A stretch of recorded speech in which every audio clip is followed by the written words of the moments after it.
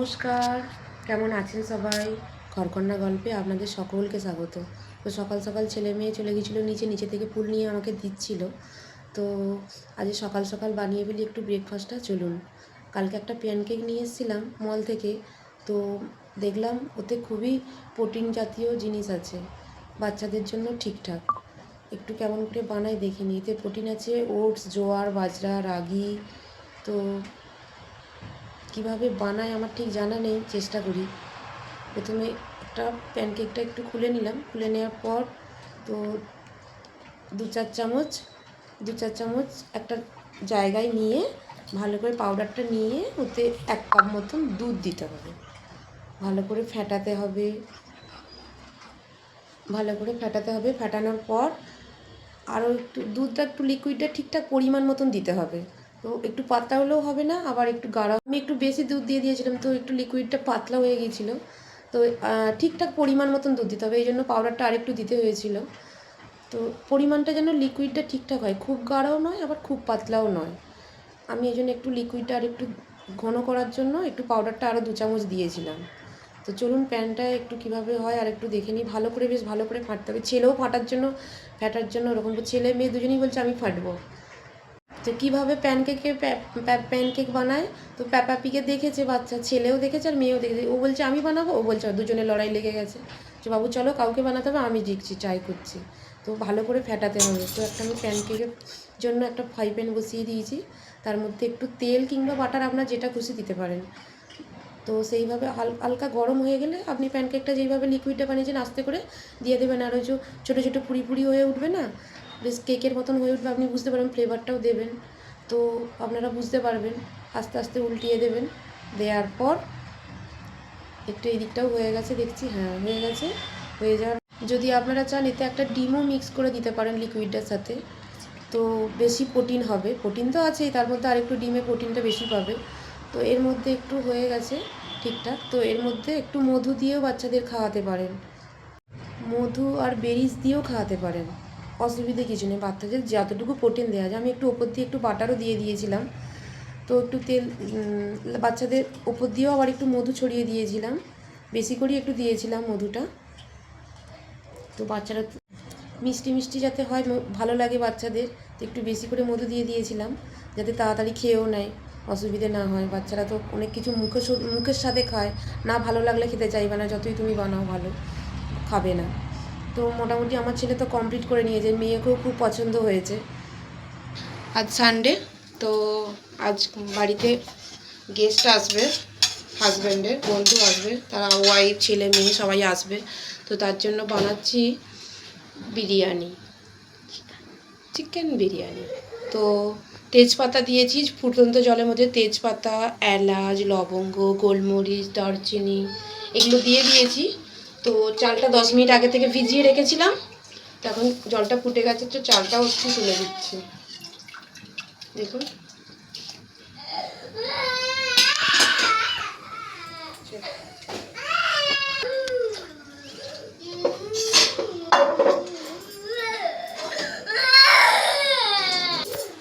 জলের মধ্যে আগে থেকে লবণ আর একটু লেবু, লেবু আর একটু তেল দিয়ে দিয়েছিলাম। তো একটা ভাত আর একটা ভাতের সাথে জড়াবে না, তেলটা দিয়ে দিলে বা লেবুটা দিয়ে দিলে, এই জন্য দিয়ে দিয়েছি। এবার একটু ভাতটা হোক, তারপর আসছি। এদিকে ততক্ষণ মশলাটা করে নিই। আলুগুলো হয়ে গেছে,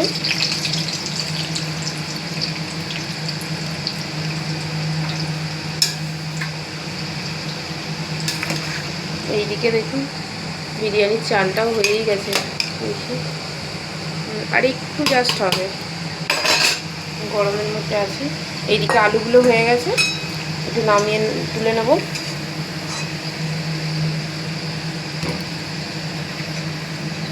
এই যে 6 পিস আলু বেশি দিই না, কারণ এমনিতেই আলু অবাঙালিরা খায় কি খায় না জানি না। আলু তো সবারই পছন্দের, কিন্তু ওদের পছন্দ নাকি আমি বলতে পারবো না। তবুও আমি দিয়েছি, আমাদের জন্য বা বাচ্চাদের জন্য একটু আলু দরকার হয়। এবারে তেলের উপর একটু পেঁয়াজগুলো ভেজে তুলে রাখবো, বিরিয়ানির জন্য দরকার। তো কিছু পেঁয়াজ একটু ভেজে তুলে রেখে দেবো, একটু কড়া করে লাল লাল করে বেরেস্তার জন্য দিয়ে রাখবো। এখানে একটু তেলের মধ্যে দিয়ে দিয়েছি। আর এদিকে বিরিয়ানির চালটা হয়েই গেছে, এই যে দেখুন এবার চাপে হয়ে যাবে। এবার হয়ে যাবে, নামিয়ে নিই। এবার চিকেনটা বসিয়ে দিয়েছি। একটু শুকনো লঙ্কা, দুটো তেজপাতা, জিরে, দারচিনি, লবঙ্গ, এলাচ, গোলমরিচ সবই একটু একটু গরম মশলা দিয়ে দিয়েছি। এবার পেঁয়াজ কাটাটা দিয়ে দেবো। এই যে দেখুন, আগে থেকেই মাংসটা ম্যারিনেট করে রেখে দিয়েছি আধ ঘন্টা আগে থেকে। গরম মশলার গুঁড়ো, লঙ্কা গুঁড়ো, হলুদ গুঁড়ো, রসুনের পেস্ট, আদার পেস্ট, টমেটো পেস্ট, দই, একটু তেল, লবণ সব একসাথে মিক্স করে আর রাখা আছে। একটু চিকেন মশলা সব কিছুই দেওয়া আছে। তো মিক্স করে এইদিকে একটু তাই মিক্স করে মাংসটা একটু ম্যারিনেট করেই রেখে একটু গেছিলাম মলে। তারপর এসে একটু চিকেনটা চাপিয়ে দিয়েছি, মশলাটা করতে বসিয়ে দিয়েছি।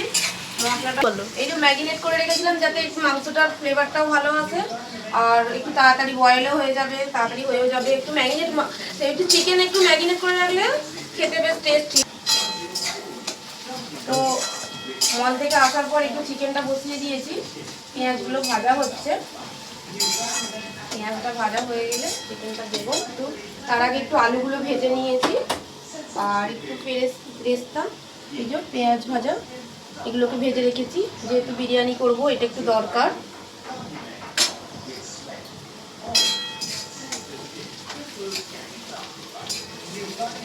দেখুন পেঁয়াজগুলো একটু নুন দিয়ে দিয়েছি, তো একটু জোরে গেছে, তো তাড়াতাড়ি সেদ্ধ ভাজা হয়ে যাবে। বাড়ির কাছে বলে একটা সুবিধা কি, কিছু দরকার পড়লে হুট করে চলে যাওয়া হয়, না হলে এত কাজের মধ্যেও আবার ঠিক টাইম বের করে চলে গেছি। আর একটু দূরে হলে হতো না এটা, তাই না?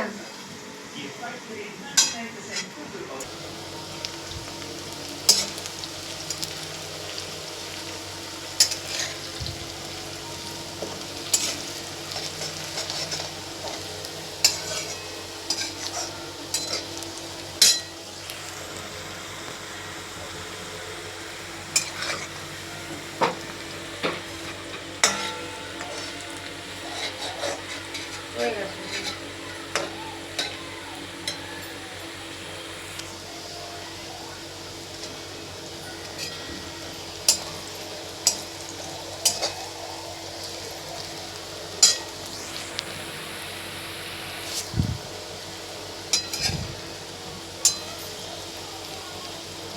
কালকেরও কিছু সামান পাস্তা নিয়ে রাখ। এই যে মাংসটা হয়ে মাংসটা বসিয়ে দিয়েছি, কারণ কি পেঁয়াজটা লাল লাল হয়ে গেছে, ম্যারিনেট করা মাংসটা কড়াইয়ে দিয়ে দিয়েছি। দেখুন, আর আলাদাভাবে মশলা কিছু দেওয়ার দরকারই নেই, খালি জাস্ট পেঁয়াজটা লাল লাল হবে, পুরোটা দিয়ে দেন। এবার আস্তে আস্তে স্লো করে, স্লো বলতে একটু হচ্ছে, স্লোই হবে। জলে দেওয়া আছে, একটু ফুটে যাক, তারপরে একটু স্লো দেবো, কারণ বয়েল হতে দেরি আছে, তো জল দেবো না, একটু কাই কাই জাস্ট হবে। পিসগুলো একটু বড় বড়ই আছে, দেখেছেন? বড় বড় বিরিয়ানির পিস তো ছোটো ছোটো করে নিই, একদম সব কটাই বড় বড়, কোনো কিছু কিছু। আলুটা একটু পরে দেবো, কারণ চিকেনটা একটুখানি কষা হয়ে গেলে তারপর আলুটা কি ভাজা আধ ভাজা হয়ে, আর ভাজা পুরো ফুল তো আধ সেদ্ধ হয়েই আছে। এখন দিয়ে দিলে আলুটা কি সেদ্ধটা পুরোটাই হয়ে যাবে, আর আলু আর চোখে দেখা যাবে না। কালারটা বেশ ভালোই আসবে, তেলটা ছাড়লে তবে কষাটা হবে। মানে অনেকটা মাংস তো ঠিক নাড়া যাচ্ছে না, ভয় লাগছে, এরকম হবে কি জানি। একটু চাপা দিয়ে দিয়ে কষবো তো চিকেন, তো চিকেনটা বাস মারে, অনেকেই পছন্দ করে না, কিন্তু রান্নার মতন করলে চিকেনও ভালো লাগে। সবসময় একটু চিকেন ম্যারিনেট করে রান্না করলে না টেস্ট বেশি হয়। তো স্পেশাল দেখুন, একটু পেঁয়াজটা ভেজে রেখেছি, এটা একটু পেস্ট করে দেবো, এটা আরও ভালো হয় চিকেন। এই যে পেঁয়াজটা একটু ভাজা পেস্ট করে দেবো, ভালো লাগবে আরও চিকেনে। একটু কাঁচা লঙ্কা ওপর দিক দিয়ে দিয়ে দেবো। আর এই যে পেঁয়াজ ভাজাটা একটু পেঁয়াজ ভাজা কড়াই থেকে তুলে রেখেছিলাম না, সেই পেঁয়াজটা একটু পেস্ট করে দিচ্ছি, পেঁয়াজ ভাজাটা।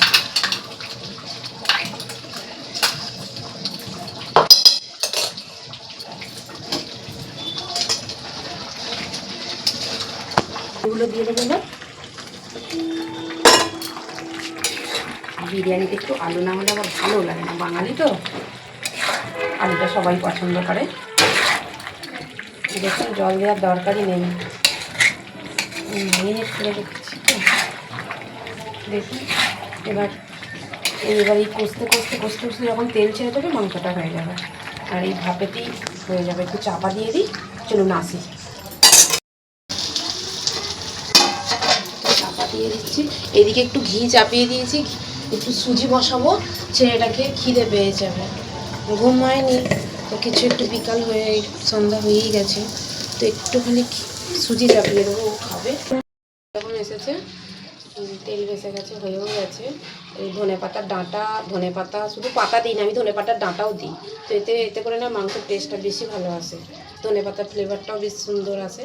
তো দেখুন হয়ে গেছে, এবার বন্ধ করে দেবো গ্যাসটা।